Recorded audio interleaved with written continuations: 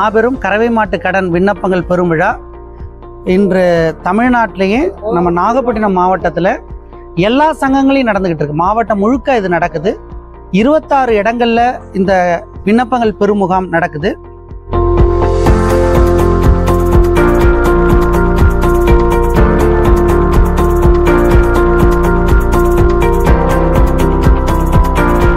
இன்றைய தினம் கிட்டத்தட்ட ஒரு 300க்கும் மேற்பட்ட நபர்கள் எங்களோட கிராம ஊராட்சியிலிருந்து மட்டும் கறவை மாடு வளர்க்கணும் அப்படின்னு சொல்லி கேட்டிருக்காங்க. ஏன்னா கறவை மாடு வளர்ப்பு குறைஞ்சதன் காரணமாக பால் உற்பத்தி மாவட்டத்தில் ரொம்ப குறைஞ்சிருந்துச்சு. ஸோ இதனால் மாவட்ட ஆட்சியர் உடனடியாக துரிதமாக செயல்பட்டு இந்த வாய்ப்பை எங்களுக்கு ஏற்படுத்தி கொடுத்தாங்க. ஸோ ஆவின் நிறுவனம், கூட்டுறவுத்துறை மற்றும் இதர துறைகள் அனைத்தையும் ஒருங்கிணைத்து இன்றைய தினம் நாங்கள் இந்த முகாம் நடத்தியிருக்கோம்.